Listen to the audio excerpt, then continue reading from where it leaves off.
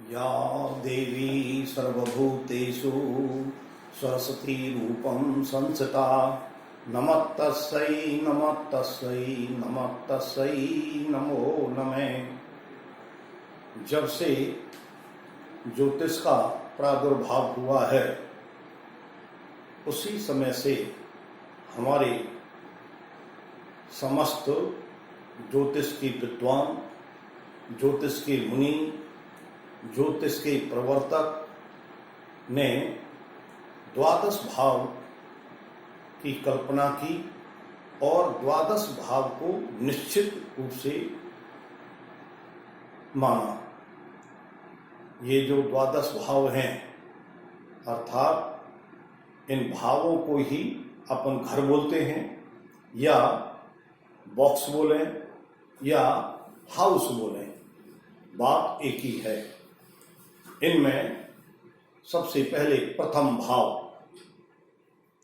जिसको हम लगन के नाम से भी पुकारते हैं, ये जो फर्स्ट हाउस है प्रत्येक जीव के पूर्व जन्म के संचित पुण्य कर्मों और पाप कर्मों का रूप होता है, फल होता है। पूर्व जन्म में जैसा कोई भी जीव अच्छे से अच्छा पुण्य कर्म करता है तो उसको मानव योनि मिलती है और उस मानव योनि के में आकर के वो अपने पुण्य कर्मों के फलस्वरूप इस जन्म में भी शुभ फल प्राप्त करता है। यदि कोई जीव अपने पूर्व जन्म में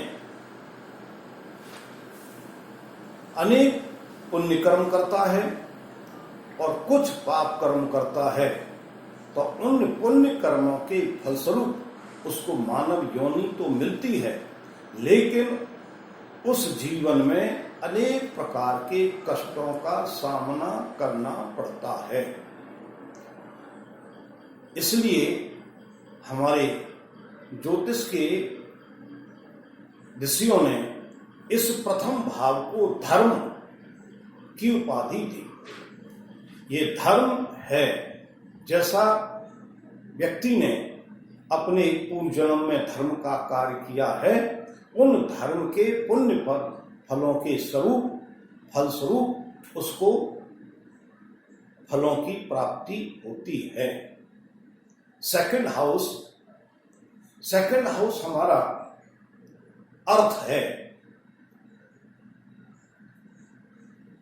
संसार के जितने भी प्राणी जगत हैं अर्थात सबसे बुद्धिमान जीव मनुष्य, उसका अपने जीवन में बिना अर्थ, बिना पैसे के कोई भी कार्य पूर्ण रूप से विधिवत रूप से संपन्न नहीं हो सकता है। इसलिए मानव जीवन में धन की अत्यधिक आवश्यकता होती है, क्योंकि संसार के समस्त कार्य धन के द्वारा ही संपादित होते हैं। इसलिए दूसरा सेकंड हाउस हमारा अर्थ है, धन है। थर्ड हाउस हमारे काम, अनेक प्रकार की सांसारिक वासनाएं, इच्छाएं। थर्ड हाउस काम वासना है, जिसमें मनुष्य अपने जीवन में अनेक प्रकार की इच्छाओं को उन मन में प्रकट करता है और उन अपने मानसिक रूप से प्रकट हुई, मानसिक रूप से पैदा हुई उन इच्छाओं को पूरा करने का प्रयास करता है। तो थर्ड हाउस हमारा काम। फोर्थ हाउस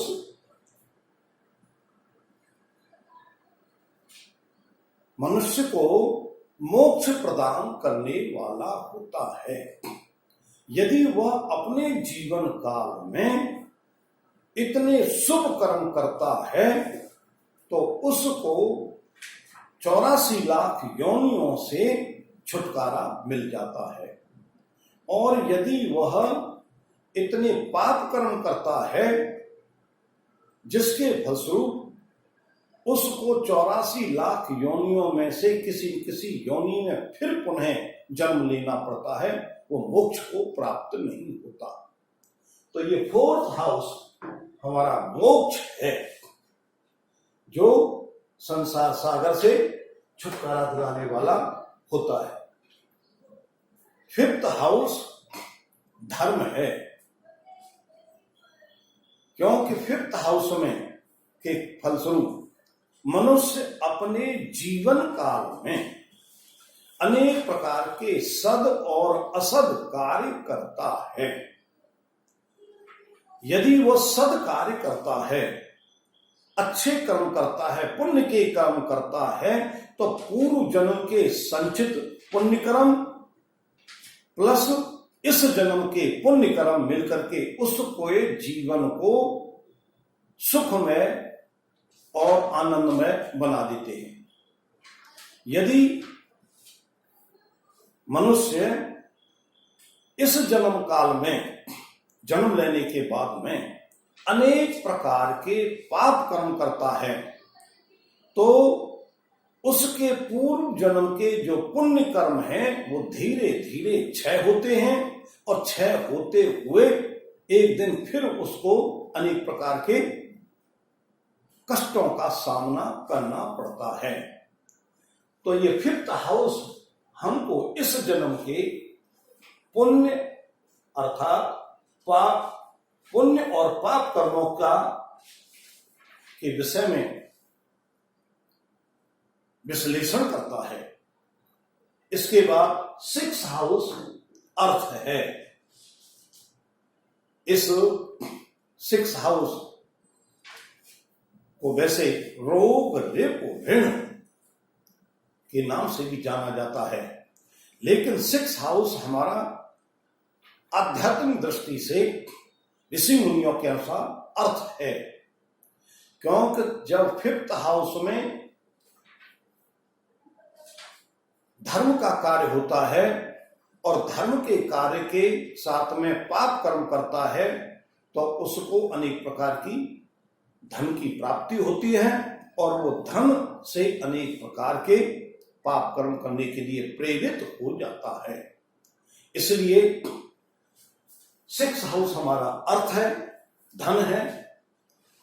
7th हाउस काम, अनेक प्रकार की सांसारिक काम वासनाएं हैं। जब किसी व्यक्ति के पास में पैसा आ जाता है, धन आ जाता है, लक्ष्मी आ जाती है, तो वो व्यक्ति अपने जीवन काल में अनेक प्रकार की वासनाएं में लिप्त हो जाता है, और कुछ वासनाएं ऐसी होती हैं जो उसको नरक की ओर, पाप की ओर ले जाती हैं। हमारे आध्यात्मिक ऋषि मुनियों का कथन है कि लक्ष्मी राजेश्वरी, लक्ष्मी भोगेश्वरी, लक्ष्मी नरकेश्वरी, यही 7th हाउस हमको काम वासनाओं के रूप के कारण से नरक की ओर ले जाता है। 8th हाउस मोक्ष है। इसके पूर्व किए हुए पाप अथवा पुण्य कर्मों का के लेखे जोखे के अनुसार यदि उस व्यक्ति के अर्थात उस जातक के पुण्य कर्म अधिक हैं, तो 8th हाउस के प्रभाव से वह फिर मोक्ष को प्राप्त हो जाता है। और यदि उसके इस जन्म के पाप कर्म अधिक हैं, तो उनके फलस्वरूप वह पुनः दूसरी योनियों में या अधोगतियों में चला जाता है, उसको मोक्ष प्राप्त नहीं होती। 9th हाउस हमारा धर्म है, जिसको हम भाग्य के नाम से भी पुकारते हैं। इस हाउस से जो हम अपने इस जीवन में जितने भी पुण्य कर्म कर रहे हैं उनका डिपॉजिट इस 9th हाउस में होता है।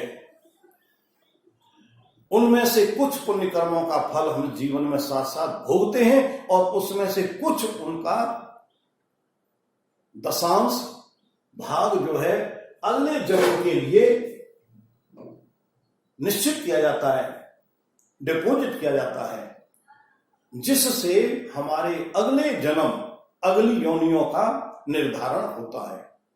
इसलिए 9th हाउस हमारा धर्म है। 10th हाउस के फलस्वरूप मनुष्य इस जीवन में अनेक प्रकार के कर्म करता है और अनेक प्रकार के कर्मों के फलस्वरूप उसको अर्थ की, धन की प्राप्ति होती है और उस धन से वह फिर अपने जीवन के पुण्य और पाप कर्मों को संपादित करता है। 11th हाउस हमारा काम है। अनेक प्रकार की वासनाएं, इच्छा हैं।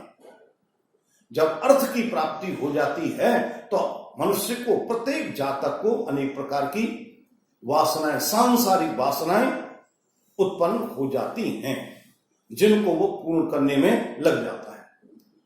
12th हाउस हमारा मोक्ष है।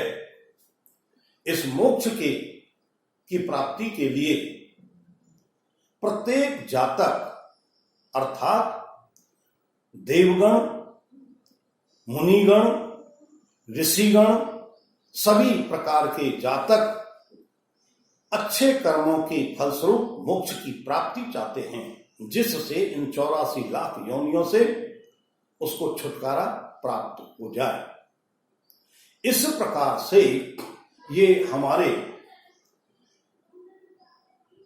12 भाव अर्थात 12th हाउस का जो हमारे ऋषि मुनियों ने निश्चितीकरण किया, उनका शुभारंभ हमारे इस प्रकार से हमारे ज्योतिष के विद्वानों ने निश्चित कर दिया।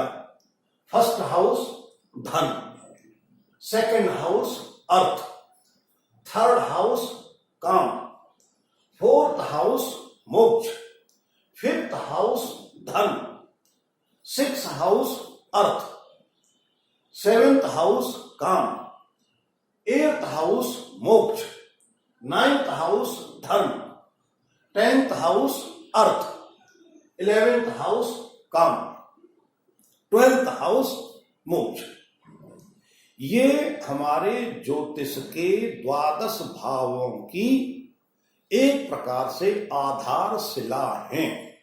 अर्थात यदि किसी भी प्राणी को या किसी जातक को अर्थात सांसारिक प्राणी को अपने जीवन में यदि ज्योतिष ब्रह्म विद्या का ज्ञान प्राप्त करना है तो सर्वप्रथम उसको इन 12 भावों के जो धर्म, अर्थ, काम, मोक्ष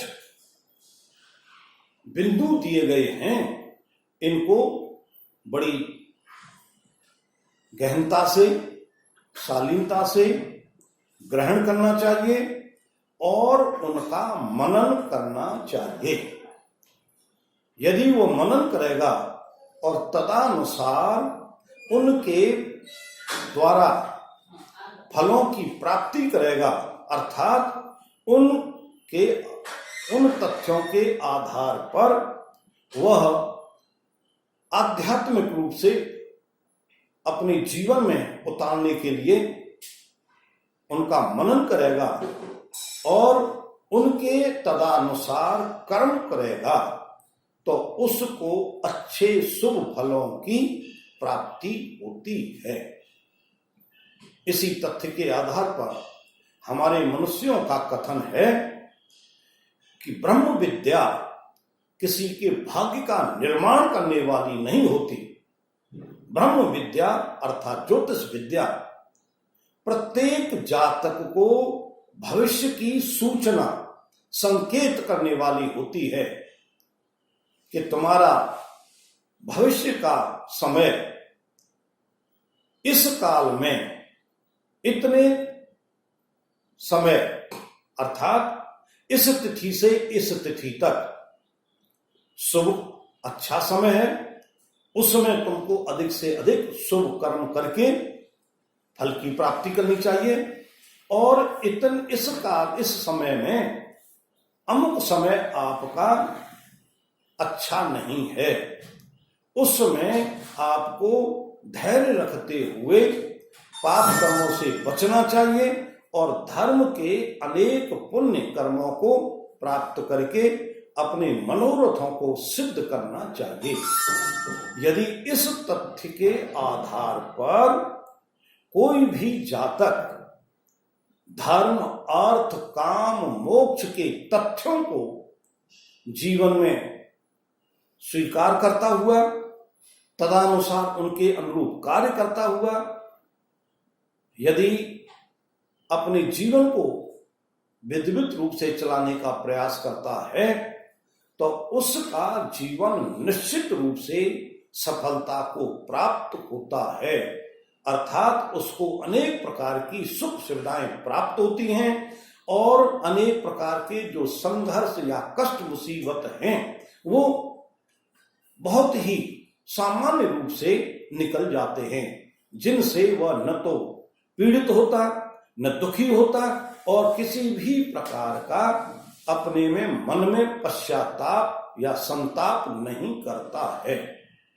इसी भाव के साथ मेरा आप सबसे आग्रह है कि आप अपने जीवन काल में धर्म अर्थ काम मोक्ष को विशेष रूप से मनन करें और उस मनन के साथ में ज्योतिष दीप जो चैनल है उसको विधिवत रूप से देखेंगे तो आपका और आपके परिजनों का आपके इष्टजनों का कल्याण होगा। और यदि इस वीडियो को आप ध्यान से शेयर करें देखें तो आपको सुख की प्राप्ति होगी। इसी भावना के साथ में कल्याणम अस्तु।